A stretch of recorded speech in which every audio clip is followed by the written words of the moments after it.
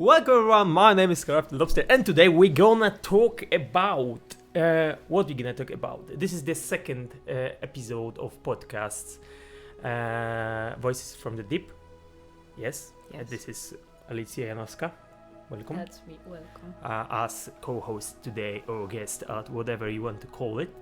And today we're gonna talk about the Dunwich horror, which will be the second Lovecraftian story that we want to mention in this podcast. So I'm gonna leave my book over here if I need to remember something. But first, I get one question to you.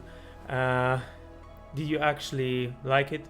Yes. And it's your first Lovecraftian story, or second, or something like that? No, it's my first. I actually started to read the Call of Cthulhu. I don't know. Yeah, we as a Polish people, we talked about this in different episodes, that we can't really say Cthulhu. It's not very normal. It's not natural for us. It's more natural for us to say Cthulhu, to be fair. And in other names, we also say it like Cthulhu.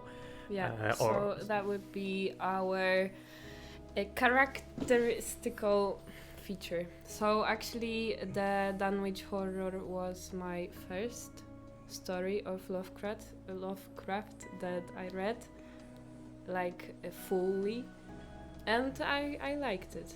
Yeah. I mean, I think that the Dunwich horror is one of the best Lovecraftian stories, not like best overall, because I honestly prefer other stories than the Dunwich horror. Even the Call of Cthulhu, that is very, very famous, I would say.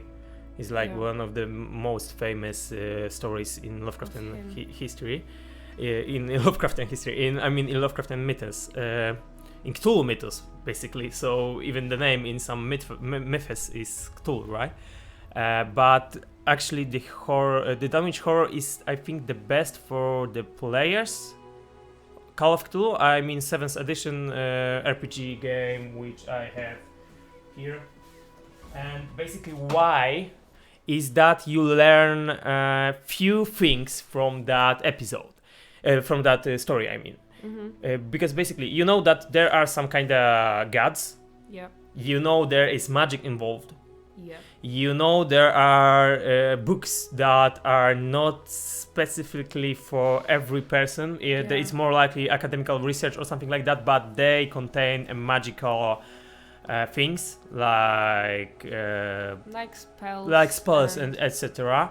Or bestiary or something like that. So, and also you got this whole vibe of researchers trying to stop unleashed evil among the world, and they are not doing this because someone is paying them to do it, for example, because they are doing it because they feel if they are not going to do it, well, the world they know will end. Yeah. So this is basically the perfect story that someone who is completely casual, if we talk about Lovecraftian stories, and wants to play RPG games, to feel the vibe, basically the vibe, because we talked about Dagon earlier with Bartek, and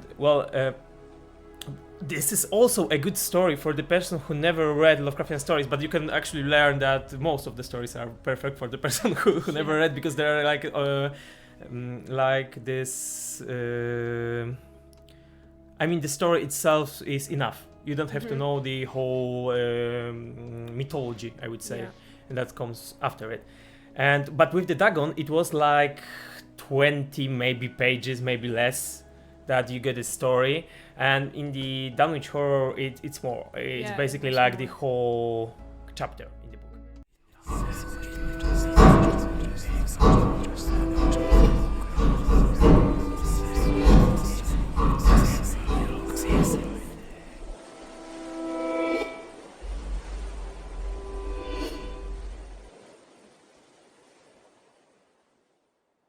First thing first, what's the story about?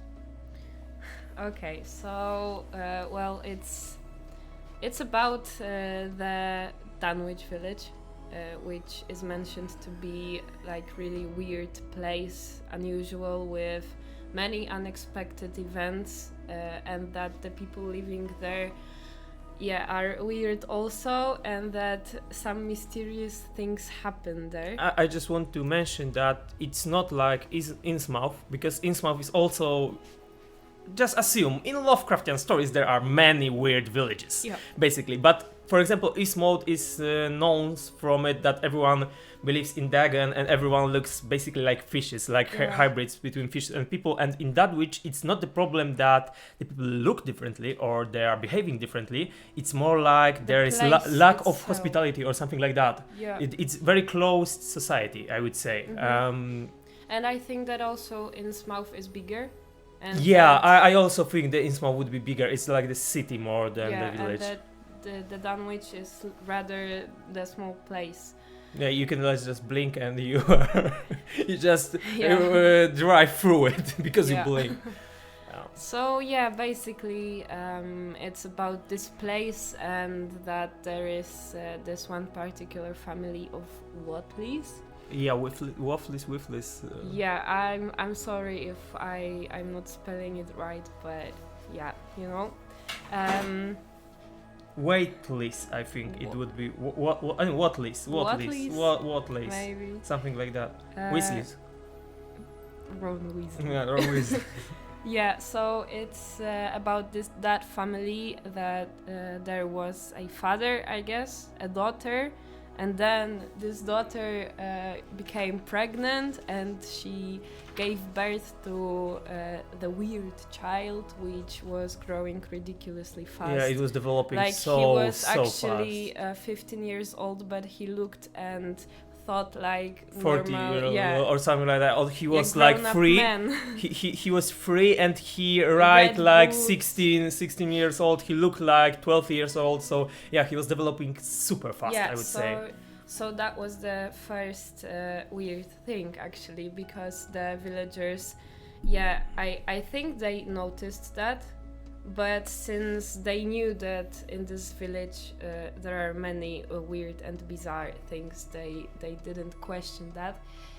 But basically between the father or the grandfather to this child, actually, and the Wilbur, the weird child, they actually created a weird relationship where he learned his spells because the grandfather was considered like this he was like really weird crazy wizard. Magic wizard. They called him I think they called him wizard in the village. Wizard, so he the Wilbur developed like very close relationship with him, and like he learned him everything, basically. So he taught him everything. Then they started to do some weird things to their house, like building up some extra room for something. I want to say also this was different because this whole their own land, I would say, they have their house on it. It was so bloody destroyed, so it was basically falling apart. And after the Wilbur was born, they started like building everything. They started renovating everything, like putting planks in the holes and stuff. So something that wasn't a problem before had to be very fast renovated. I would say build. So the people wouldn't see that hole to the house that we learned earlier. And that was suspicious. That was suspicious. And then I guess, spoiler alert, the old Watley dies, and then it remains only Wilbur, who knows all the magic stuff and wants to learn more. But like the second really important character in this story is, I guess, the Armitage. Right? This that was his surname. Librarian, right? Yeah. And that, he just started to look into these events. Armitage.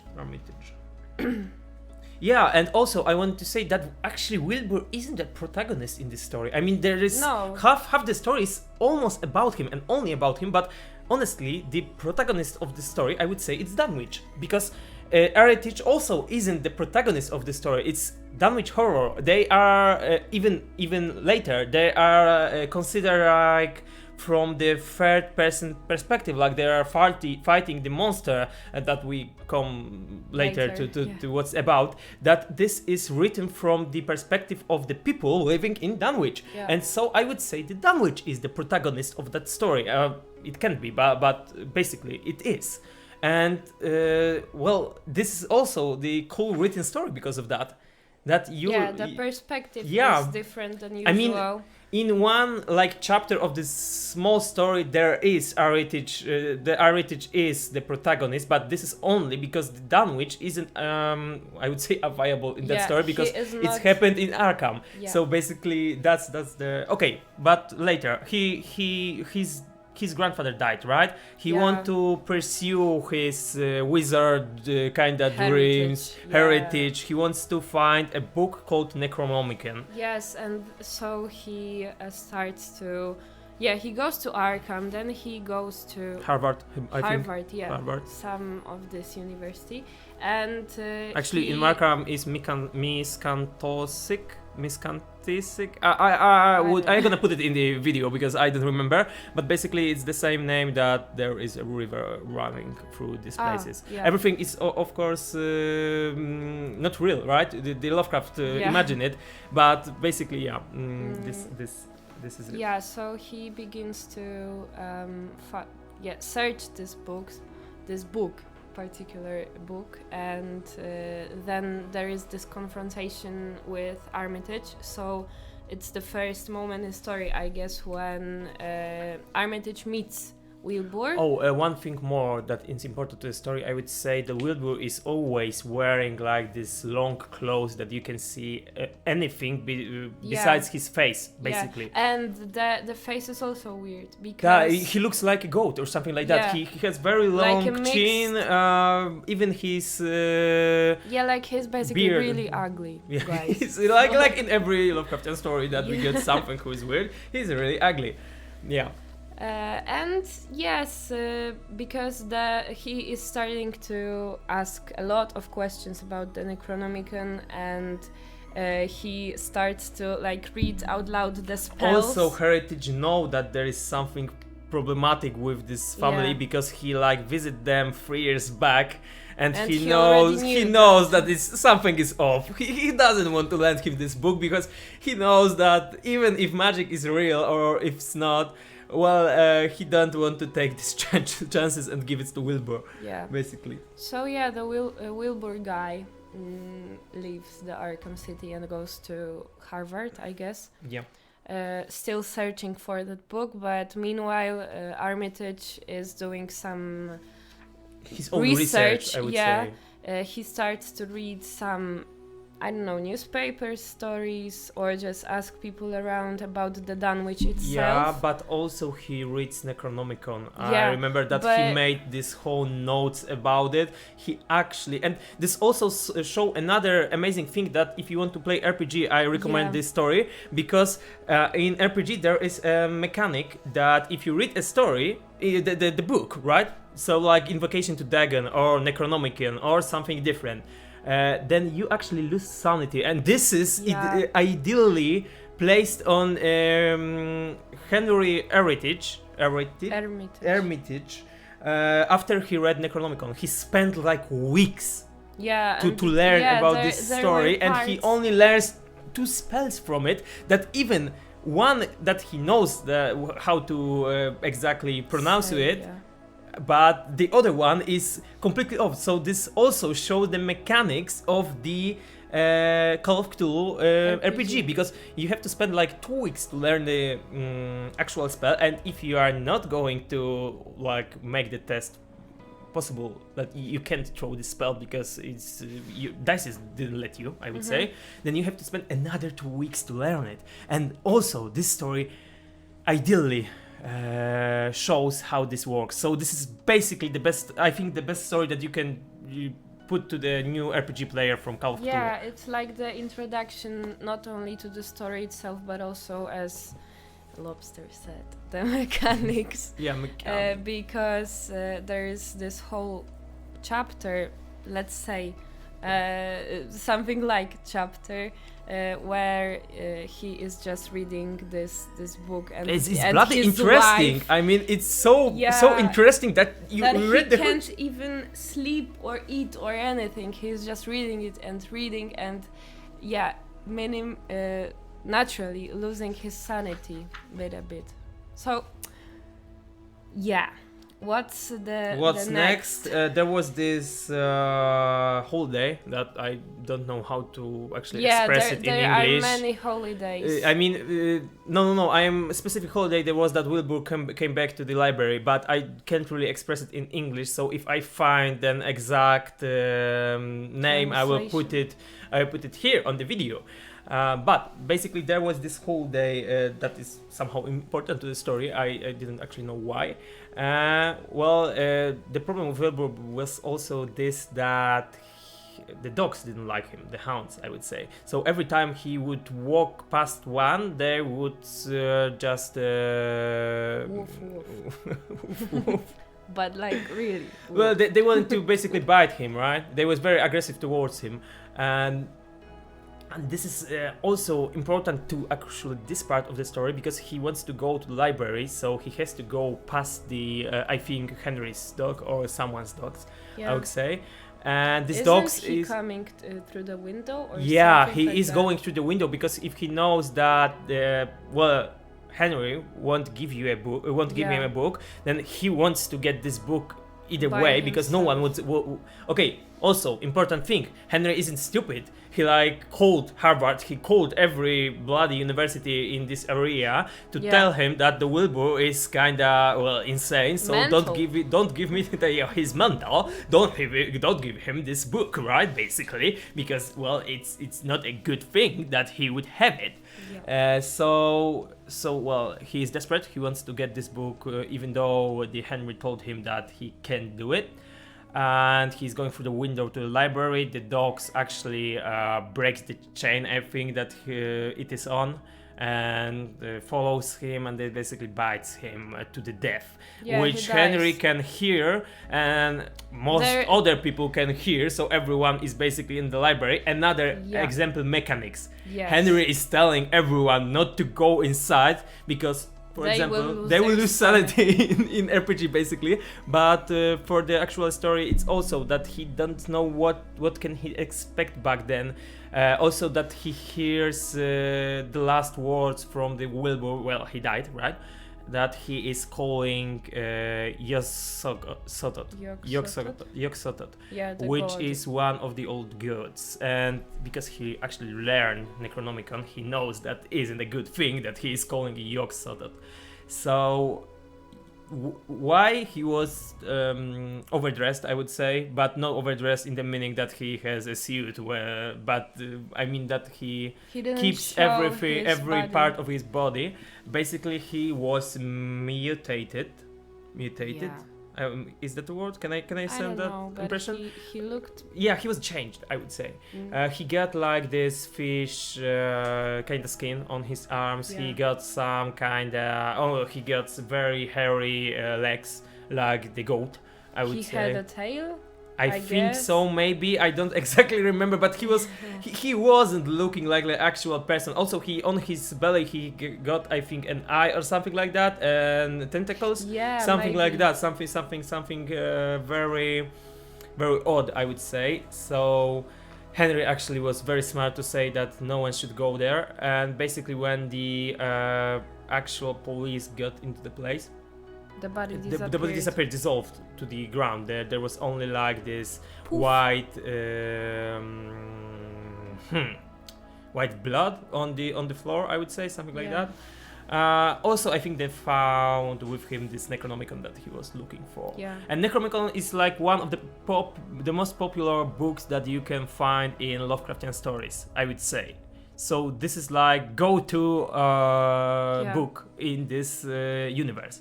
So this is also why this story is great for new players. And the other to be a little bit faster, I would say.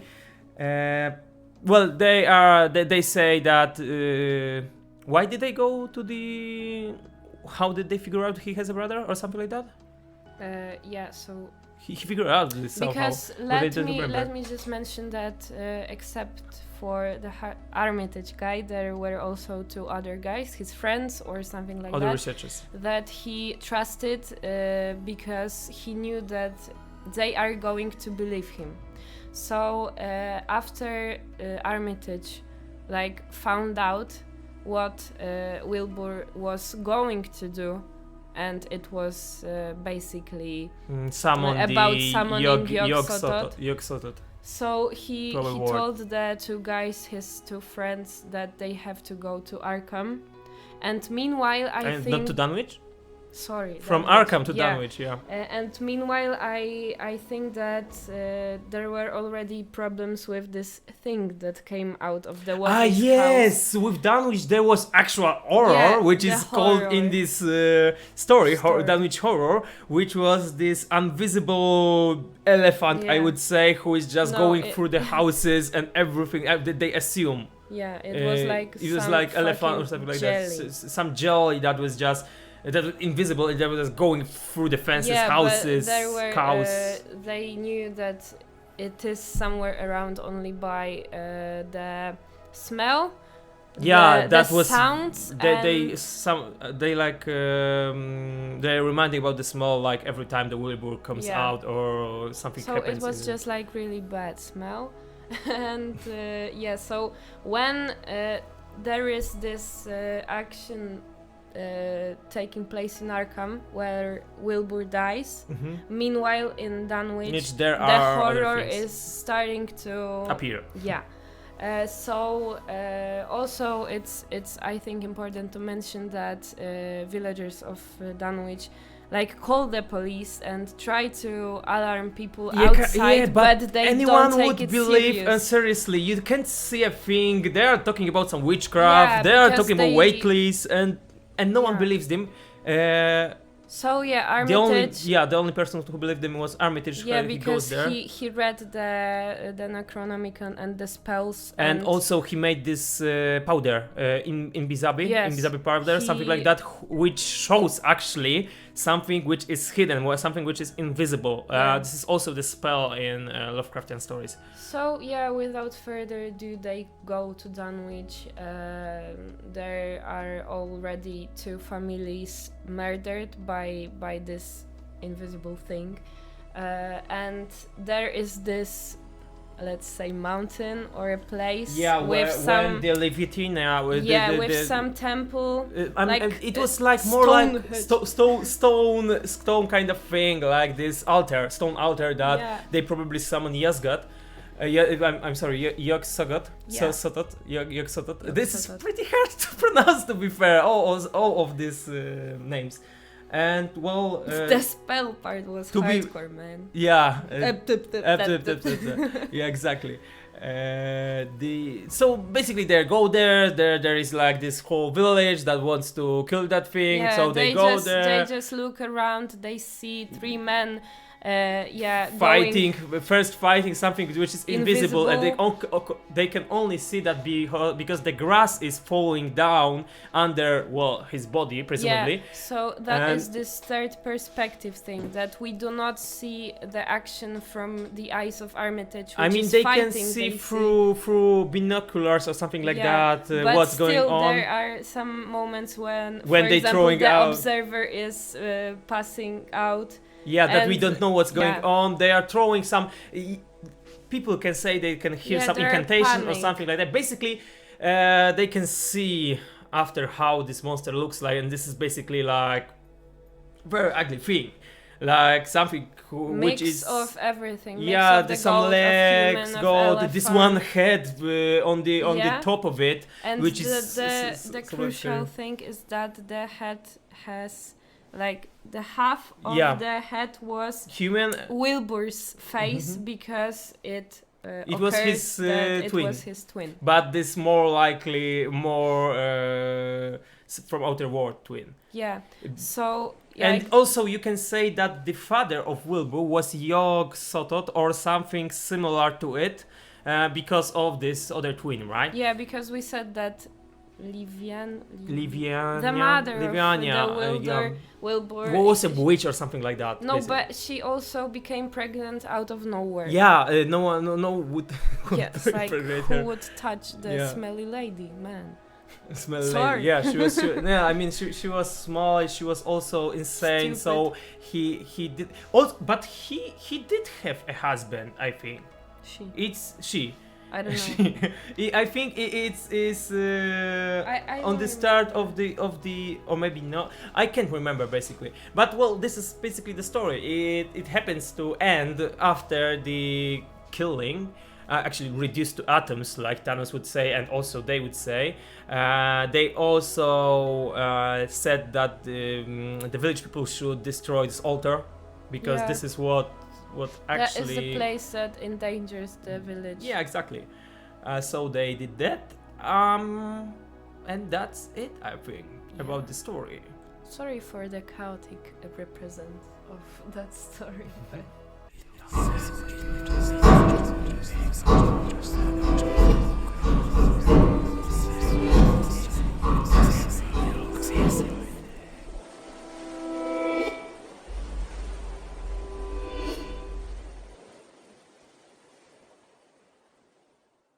And to the other part, how to actually, like I told before, this is you are a player. I am the keeper, the game master. If you the dungeon master, if you wish.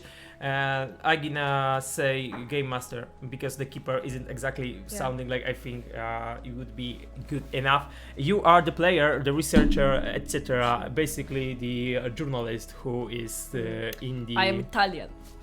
Yeah, you're Italian. You're in a birra. There are some Italians that can find this funny. Alright, but you are the researcher, and I actually could quite easily put you in this story. Because if we got other researchers like, for example, librarian or writer or something like that, we can put them quite easily. And also you as the journalist are also like this kind of researcher that you can just put it, you want to write story about it, right? And like I told, this would be a perfect session from the campaign, I would say.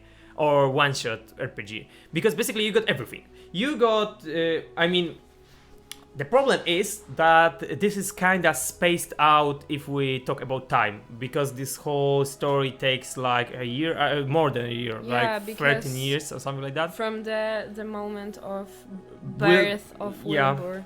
So it takes so much time.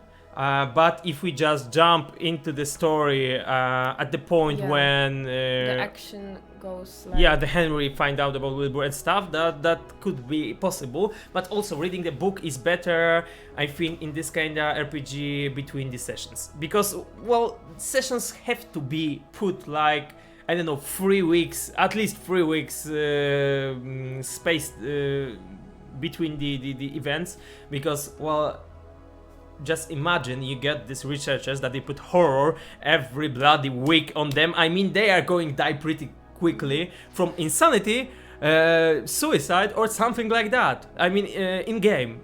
Because I am the perfect example, because throughout every session, I think I lose around 15 sanity points. So which is enough to make it 3 times go temporarily insane. Like screaming, like killing someone or something like that. So you have to think about that, I would say. And because we got this 3 weeks, for example, space between the events, then you can actually heal some sanity points, I would say, which is better for you. Or you can, for example, I don't know, write an article that you get $2 from it, because it can be sold.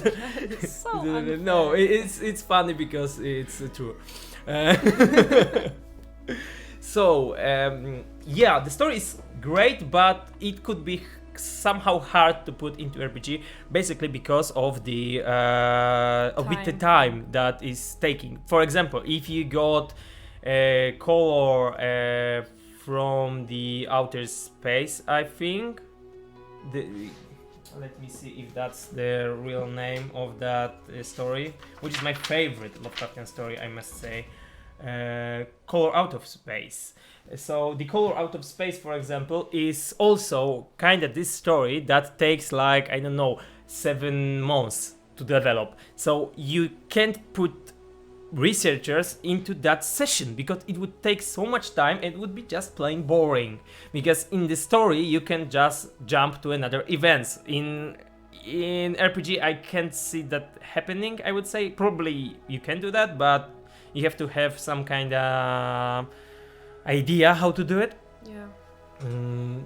And you can try to do it like HBO did with their film called Outer Space, so you just gonna put the events from 6 months into the week, but this also have some kind of problem because you can't feel this suspense. Then I would say you can't. Everything is happening so yeah, fast. so fast that you're just well, kind of okay. Yeah. So also, from what you told me already about stories of Lovecraft, is the element of suspense. Very important. It is important that these stories take place throughout some longer time, not just like you have 2 nights of weird events and boom, horror. So yeah, because it's not the actual. Well, I think there is also a genre that is called Lovecraftian horror, and basically Lovecraftian horror is like you said, well, it takes suspense and they make the whole thing out of it, like I told you, because you didn't want to read the stories, you don't like horrors, right? And you know from the story it's not exactly scary for being scary, for making the monster they're showing you every bloody time and you are scared of the monster. No, it's not about that. It's about this basically rather, this story. Yeah, but it's also rather about not exactly knowing what everything, is which we happening. talk about Dagen, that you don't know actually anything about what's going on. You didn't, I think, hear this podcast, yes, but we basically with Bartek was like, where that's amazing story, but I don't know anything. So I mean, yeah, I saw some monster, I seen some monolith that it gets different hieroglyphs, but well, I don't know anything about it. And this is similar here, but also we got Necronomicon, you know about a little bit about Yog-sototh and other things. So yeah, I think this is a cool story. It would be hard to implement in the RPG system, but with some great idea how to maintain the suspense throughout the scenario, it would be really cool. I, for example, have this problem that I can make, even I think you can correct me, a cool story, but I have problem with making horror things. So I am not really that focused on it, because I know this is a kind of thing that I can't really do, this horror kind of thing, because you're like in Lovecraftian stories, you don't really are that scared. You are more like interested. What's going on. I would say that. Well, it's really important to mention that I'm not also a professional RPG player. I have just started, but I think that one thing that is really characteristical to your style of playing as a master is that you really give the small hints which make us interested and really focused on the story and on getting to the problem and knowing the source of the problem. But and I'm also helping you. I'm also helping you a lot if you don't know what to do. Because we tend to spend like a horrendous amount of time just, I don't know, playing on the festivals. Yeah. Which is cool. Then there is this final with the actual monster, which is obviously a lot shorter than the plot itself, but because I think this is better for the Lovecraftian stories. You for example here it was like 3 pages of fighting the monster and the whole story behind it. So I would say that for me it is a really good style. Oh, thank you very much. No problem. because you really adapt to the suspense element. Okay, that I will is- show you Yog-sototh, This is which him? is this is him, which is look if it's focusing. Okay, this is it basically. I would say. Let's take it. It's gonna take a while to,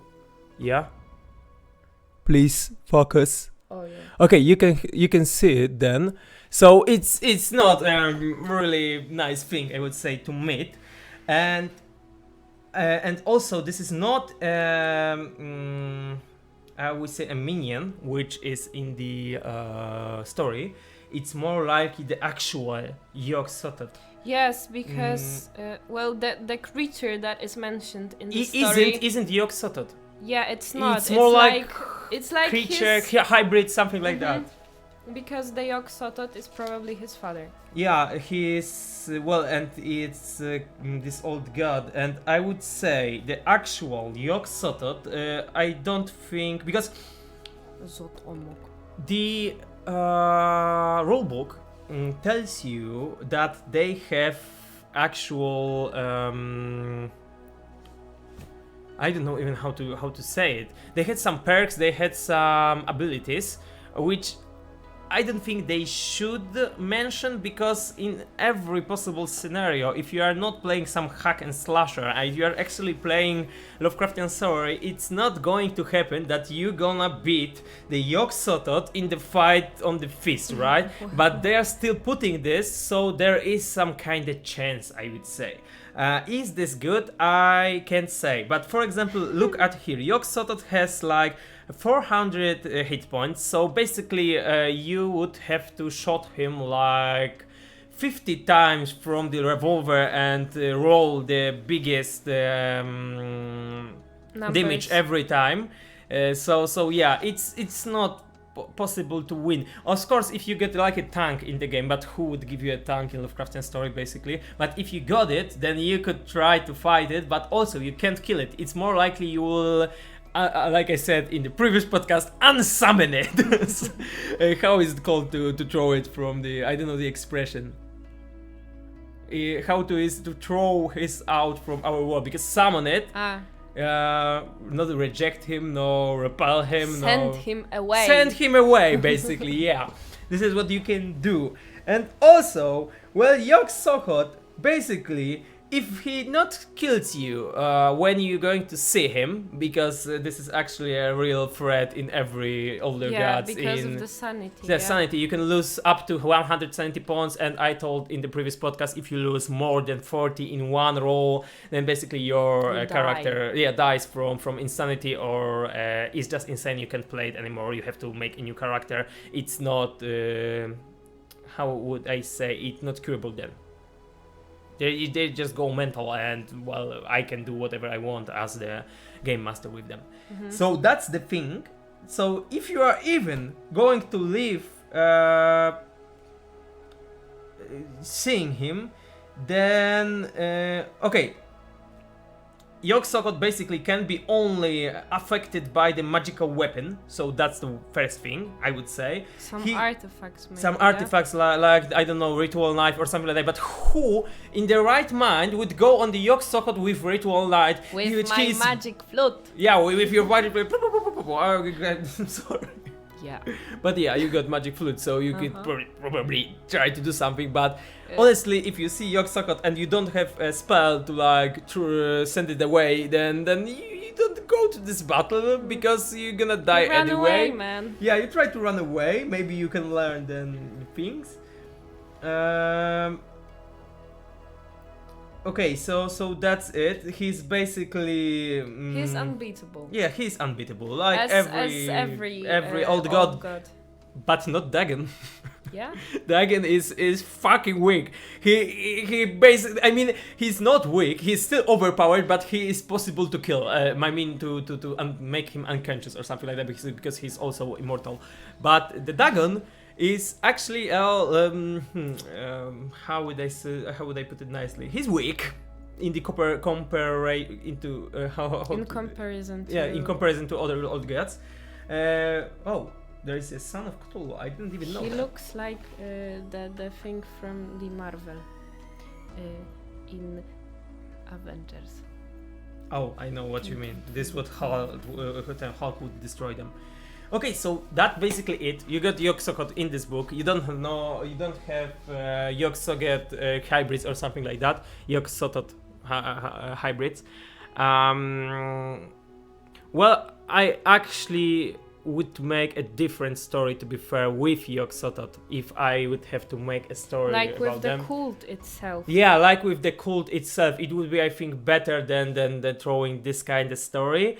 But yeah, you can, I think, put this story if you would change it a little bit. And also, do I want to say anything more about this story? Well, the Dagon was much easier to talk about because it was simpler. This is kind of... It's longer. Yeah, it's longer. It's more complex. Yeah.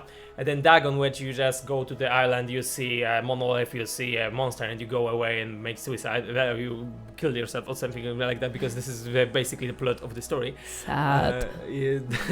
Then here it would be hard to do, but...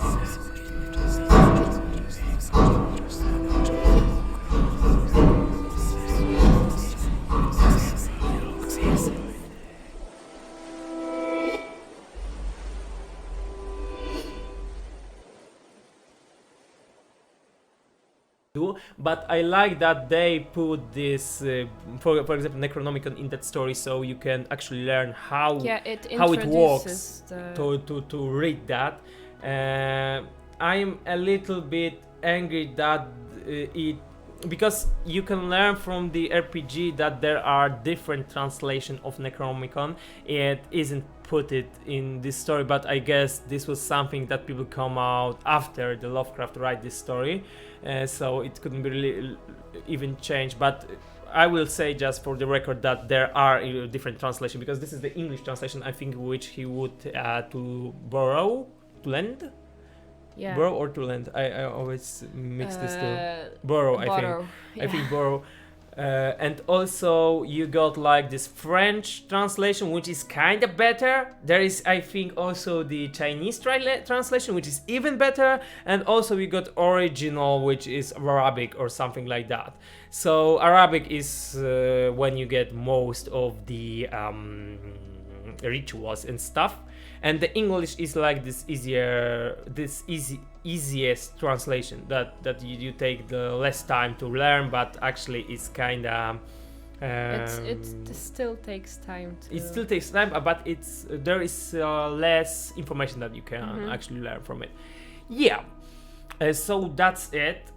Spells. Also, I think it's cool that they show how the spells works in this universe, because it's not like you learn fireball and now you're gonna take a fireball and just, I don't know, kinda shoot him, shoot someone and just burn him down. No, that's not exactly how it works, but it can. We got this spell that Marcin has, that he can burn someone, but it's not going to work like you got these magic spell points which you got and you just throw away spells. It's more like the incantation, it's more like a rituals. It's not that physical. It's more likely that you don't metaphysical. You don't exactly see the actual... You don't see this magic effect. It's more likely this effect appears, but you don't see, for example, the fire coming from your hand. Only you see the person burning somewhere without the fire just melting his face away or something like that. And this is also nicely put in this story, that you got, for example, this powder of Ibazini, I think this is what this is called, that shows you, which is also a spell that shows you things that you can't see without this powder. So you just throw this on the monster and now you can see what you can attack, which is also a good spell, I would say. But also you don't see some sparkles, some, I know, magic waves that comes into him. No, it's just a powder. It's basically an ash that you throw at him. And the other thing is this incantation that they make to destroy him. I think in the actual story there wasn't showed anything. They was just yelling this and everything disappeared, basically. Yeah, like I mean about the monster. Yeah, that was this moment when the villagers were watching through the binocular or telescope or something like that. Yeah, and it was said that they were only 3 guys incanting something Basically disappeared. impossible to understand to them, and it just disappeared. So there and wasn't there were actual some voices. Yeah, so there wasn't actual magic. I would say they didn't. You didn't see a purple dream. Sorry, purple beam just coming out of this of their hands, just inside the Yog-sototh. It was more like the incantation. Yeah, make well, he's destroyed. Bye. Yeah, exactly. So this is how I would say this is how the magic works in this world. For example, you got the last syllab,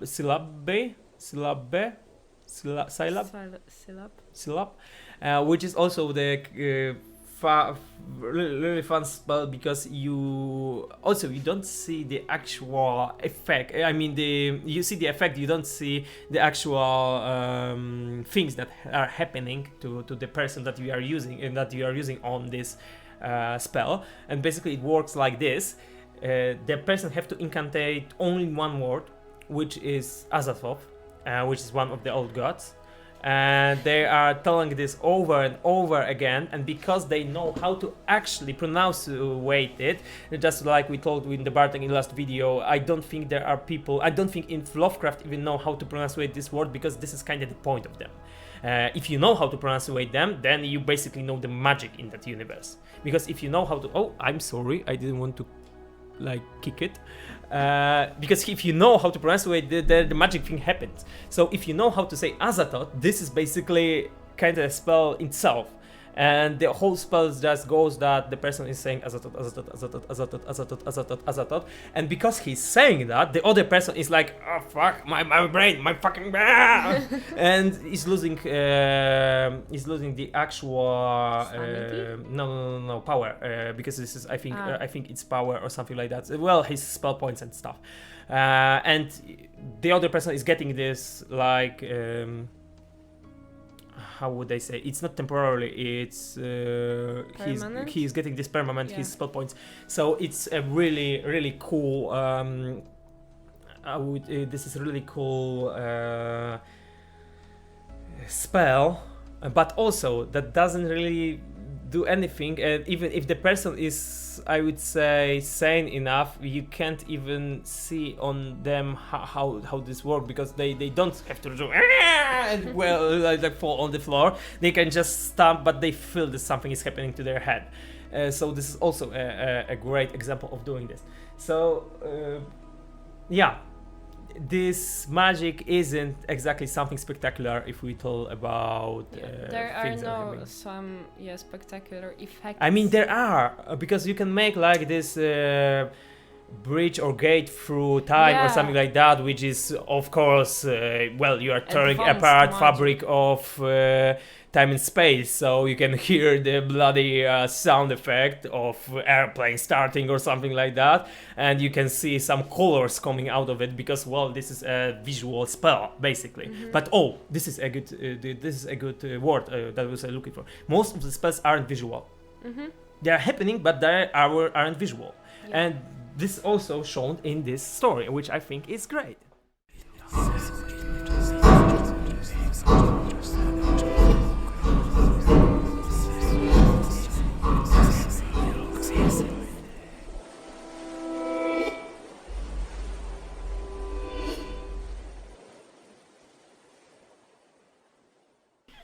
Okay, do you want to talk about rating? Yeah, the last thing is rating that we have to do. Writing the story. Well, I did give Dagon 6 on 7, but I'm talking about Lovecraftian scale, not about the actual scale, I would say. Because it's important to know that if you are talking about Lovecraftian stories, they are kind of different than the stories itself if we talk about horror, and I really recommend to use their own Lovecraftian story. So rate to 7, yes? I don't know. I think I would rate it also 6 because but the scale is to 7. no, it's to 10. 6 because or 7. because you said. well I in thought my 6 scale on 7. in my scale it's color out of the color out of space it's your is favorite. 10 is 10. It's my favorite basically, and I'm well, if I would rate everything on 8 or 9, then what's the point of the scale? Yeah. I would say. So the Dagon was rated 6 because it's well short basically. It's cool, but we don't know anything, to be fair. And Dunwich, maybe I would give it 7 then. Because it's longer, you actually learn some story about it. You learn about some old gods. You learn about Necronomicon. Oh, even 8, to be fair. Okay. Why not? Because it's a good story.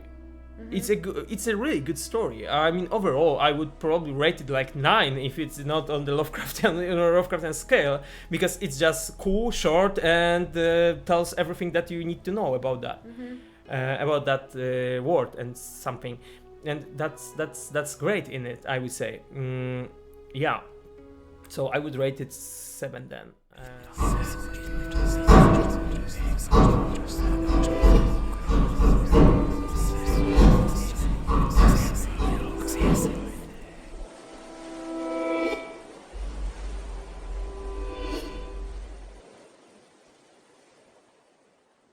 Then, and like I told you, color out of space, it's my 10 basically, even though there is no old god, no I think monsters, no anything, because there's only suspense that's going on, which I want to make podcast about, but not right now. I think the another podcast will be wait I don't remember how it's called, the story.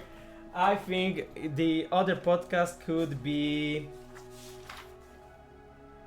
facts concerning the late Arthur Jerem and his family from 1920s, made by Lovecraft, because this is a cool short story about something that you wouldn't think is connected to the Lovecraftian universe, because there is no gods, no magic, no science fiction things. It's more likely anthropological and archaeological story about some intelligent apes.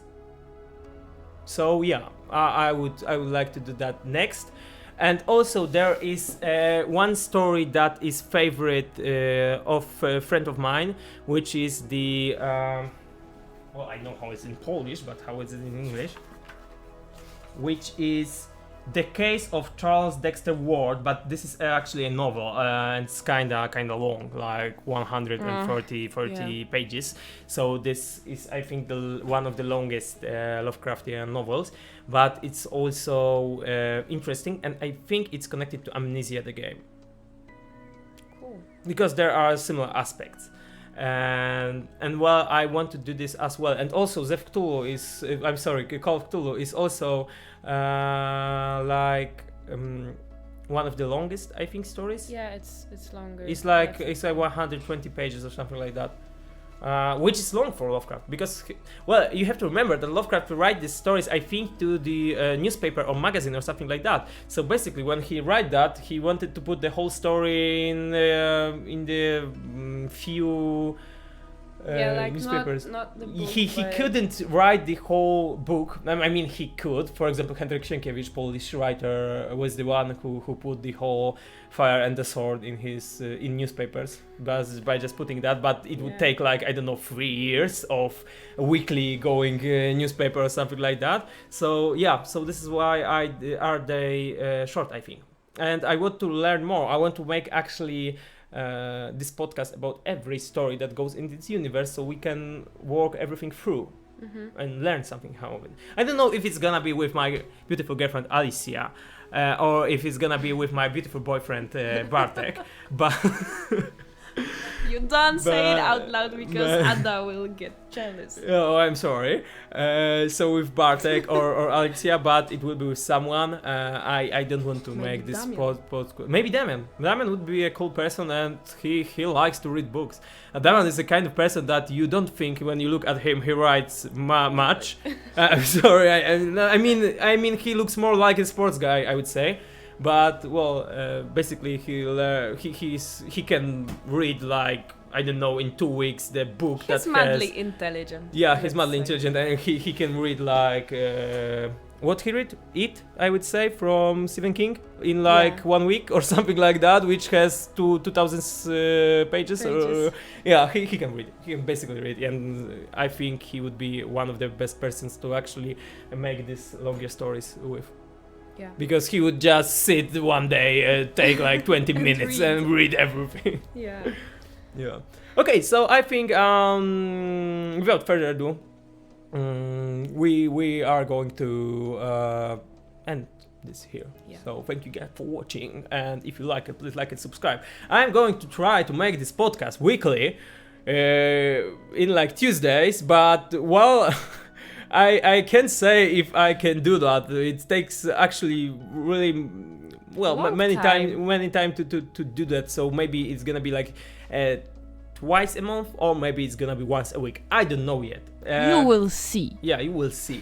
So thank you guys for watching, and I see you in the next video. Of course, if you want to watch Sinking City, which I also find references to the Lovecraftian stories, and it's obviously a Lovecraftian game with Mouth and other stuff that are showing in these stories There are here. monsters and There are ugly monsters people. and stuff, angry people. If you want to see actual Lovecraftian story, then I really recommend you to see Sinking City and even play it yourself. Well, it's I would say not that great game if you take the Lovecraftian aspects, but if we talk about Lovecraftian aspects, it's amazing, and it puts so many stories inside of it. So thank you. I see you in the next episode. Bye. Bye.